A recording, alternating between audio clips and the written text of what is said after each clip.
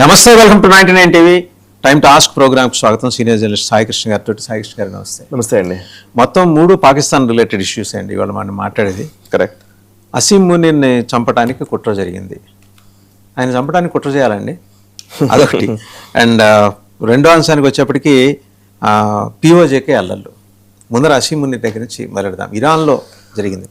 Actually ఇప్పుడు Iran America మధ్య చర్చలు జరుగుతున్నటువంటి ఈ సందర్భంలో పాకిస్తాన్ మధ్యవర్తిత్వం పేరిట ఒక ప్రయత్నం అయితే చేస్తోంది. ఈ ప్రయత్నం చేస్తున్నటువంటి టైంలోనే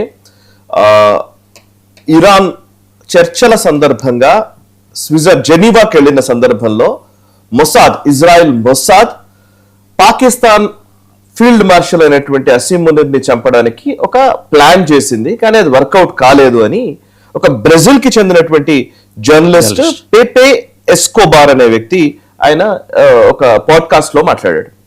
సో అసలు యాక్చువల్లీ ఏం జరిగిందో చెప్పే ప్రయత్నం చేస్తాను.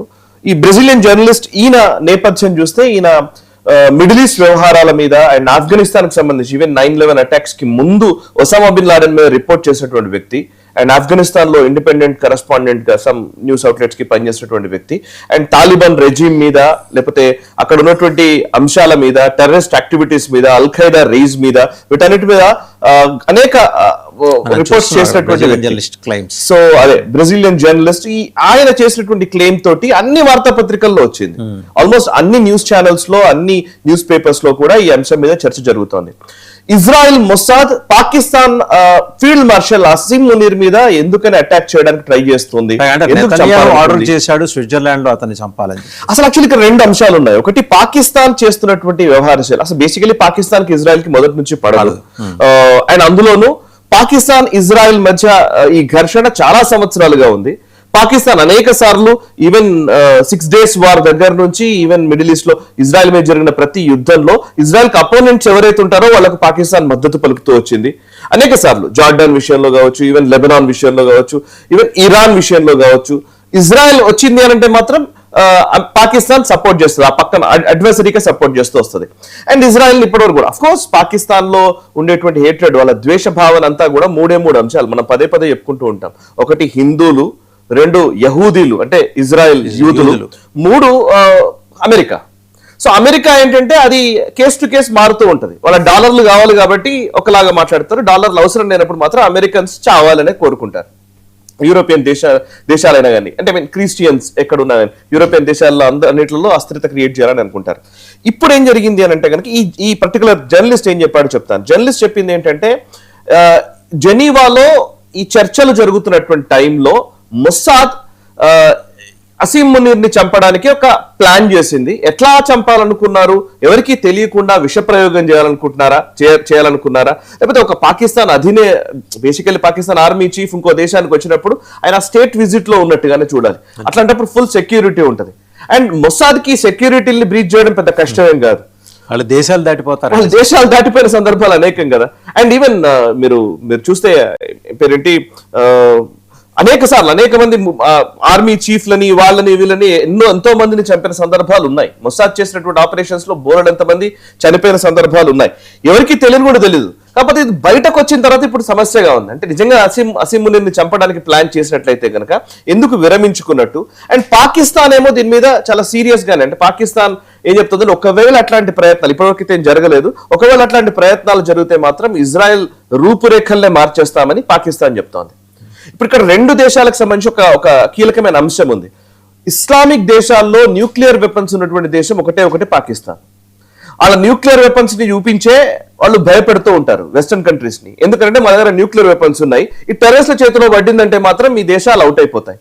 సో మీరు మాకు ఫండ్ చేయండి, సో దట్ మేము టెర్రరిస్ట్లను ఆపుతాం, సో మా అవసరం మీకుంది అని చెప్తూ ఉంటారు. ఎప్పుడు పాకిస్తాన్ చేసే ప్రతిసారి చర్చలు కానీ ఏది చేసినా కానీ ఏంటంటే పాకిస్తాన్ దగ్గర న్యూక్లియర్ వెపన్స్ ఉన్నాయి, ఆ న్యూక్లియర్ వెపన్స్ మా చేతిలో ఉన్నంత వరకే సేఫ్, మీకు మా చేతుల నుంచి టెర్రరిస్ట్ల చేతుల్లోకి వెళ్ళిపోయానంటే మాత్రం వెస్టర్న్ దేశాలు నష్టపోతాయనే ఒక భయాన్ని చూపిస్తూనే చాలా వరకు నడిపించుకుంటూ వస్తారు. అఫ్ కోర్స్ వాళ్ళకు కూడా అవసరం ఉంది, ఆఫ్ఘనిస్తాన్ ని కంట్రోల్ చేయాలంటే లేకపోతే మిడిల్ ఈస్ట్ లో కొంత ప్రభావం చూపించాలంటే వీటన్నిటికీ పాకిస్తాన్ అవసరం ఉంది. ఇప్పుడు 2 దేశాలకి న్యూక్లియర్ వెపన్స్ ఉన్నాయి, ఇజ్రాయెల్ కు ఉన్నాయి అండ్ పాకిస్తాన్ కు ఉన్నాయి. సో ఇప్పుడు చర్చ ఎందుకు సీరియస్ గా నడుస్తోంది అని అంటే పాకిస్తాన్ దగ్గర న్యూక్లియర్ వెపన్స్ ఉన్నాయి, ఇజ్రాయెల్ దగ్గర న్యూక్లియర్ వెపన్స్ ఉన్నాయి. సో ఇప్పుడు ఈ అంశాన్ని బేస్ చేసుకుని ఒకవేళ నిజంగానే ఇంకా ఇంకో చర్చ కూడా వస్తుంది ఏంటంటే నిజంగానే ఆ జర్నలిస్ట్ చెప్పిన దాంట్లో నిజం ఉందా లేదా. ఎందుకు అనంటే ఇజ్రాయెల్ ని దోషిగా చూపించడం కోసం అమెరికన్ ప్లాట్ ఏదైనా నడుస్తోందా? క్వైట్ పాసిబుల్ అండి. సో అమెరికా ఇజ్రాయెల్ మధ్య కూడా ఇప్పుడు ఈ మధ్య కాలంలో సంబంధాలు బెడిసి కొట్టాయి నెతన్యాహు విషయంలో ముఖ్యంగా. సో ఇప్పుడు పాకిస్తాన్ పేరు చెప్పి ఇజ్రాయెల్ పాకిస్తాన్ ని చంపాలనుకుంది, మధ్యవర్తిత్వం వహిస్తున్నటువంటి వ్యక్తి మీద పాకిస్తాన్ మీద ఇజ్రాయెల్ దాడి చేయాలనుకుంటోంది, అసీం మునీర్ ని చంపాలనుకుంటోంది, ఫేవరెట్ ఫీల్డ్ మార్షల్ అని డొనాల్డ్ ట్రంప్ చెప్పేటువంటి వ్యక్తి పైన ఇజ్రాయెల్ దాడి చేయాలనుకుంటుందన్న ఒక ప్రచారం చేయడం వల్ల అమెరికన్ సొసైటీలో ముఖ్యంగా అమెరికన్ ఈ రిపబ్లికన్ వరల్డ్ లో ఏదైనా ఒక అభిప్రాయాన్ని క్రియేట్ చేసే ప్రయత్నం చేస్తున్నారా అనేది కూడా ఇంకో అంశం. సో ఈ పేపర్ ఈయన ఎస్కోబార్ క్రెడిబిలిటీ గతంలో అయితే కొంత సీరియస్ రిపోర్టింగ్ చేసినటువంటి వ్యక్తే, బట్ ఇప్పుడు ఆయన క్రెడిబిలిటీ ఎంత సీరియస్ గా ఉందా లేకపోతే నిజంగానే ఆయన ఎలా అర్థం చేసుకోవాలి, we have to wait and see. అంటే అఫీషియల్ గా అయితే రెండు ప్రభుత్వాల నుంచి స్టేట్మెంట్స్ రాలేదు, ఇజ్రాయెల్ కూడా చేయలేదు అని కూడా చెప్పలేదు. ఎస్కోబార్ మాట్లాడింది ఒకసారి చూద్దాం. Munir and Arakshi and Kalibaf, it was very, very friendly. He was received as an old buddy in Tehran. But Munir especially is doing a very, very good job. And Munir is probably the only person on the planet, as we speak at the moment, who can pick up the phone and talk to Trump anytime he wants, and at the same time received as a brother in Tehran. So this is the real game being played now. It's fascinating to watch. But Munir... right, Munir ఆ credibility ఏదో ఉంది, ఆయన phone చేస్తే Trump Munir ఒక్కడికే ప్రపంచంలో ఉంది, ప్రపంచంలో ఈ భజన ఏంటి ఎగ్జాక్ట్లీ. సో అందుకే ఇప్పుడు డౌట్స్ వచ్చింది. అందుకే మునీర్ ఒక్కడికే డొనాల్డ్ ట్రంప్ కి ఏ క్షణమైనా ఫోన్ చేసి ఆయన మాట్లాడిన దాన్ని బట్టి మనం సో ఆబ్వియస్లీ మునీర్ ఒక్కడికే మునీర్ ని పొగడుతా ఉన్నాడు. సో మునీర్ ని చంపడానికి ఇజ్రాయెల్ ప్రయత్నం చేస్తుందని అంటున్నారు. సో అంటే ఈ అంశాన్ని చూస్తే ఏంటంటే నెతన్యాహు పైన డొనాల్డ్ ట్రంప్ లేదా అమెరికన్ లాబీ ఇజ్రాయెల్ ని పక్కన పెట్టడానికి కోసం చేస్తున్నటువంటి ఒక ప్లాట్ లో ఇది ఒక భాగమేమో చూడమనండి. రేపు పొద్దున ఫైనాన్సెస్ అన్ని వెనక్కి లాగేస్తాడు మొత్తం ఈ యెహూదీలు. వెనక్కి లాగేసిన తర్వాత అమెరికన్ ఫైనాన్స్ వ్యవస్థ ఎట్లుంటుంది ఏంటి అనేది కూడా చూడొచ్చు. అంటే ఈ రకమైన ప్లాట్ నిజంగా అమెరికా చేసి ఉంటే, అటువంటి ప్రయత్నం కనుక చేసి ఉంటే ఇది చాలా తీవ్రమైన వ్యవహారానికి దారితీస్తుంది. అమెరికాకి ఇజ్రాయెల్కి మధ్య కూడా డిఫరెన్సెస్ మరింత పెరిగే ప్రమాదం కనిపిస్తుంది. వాస్తవంగా ఇప్పుడు చూస్తే కనుక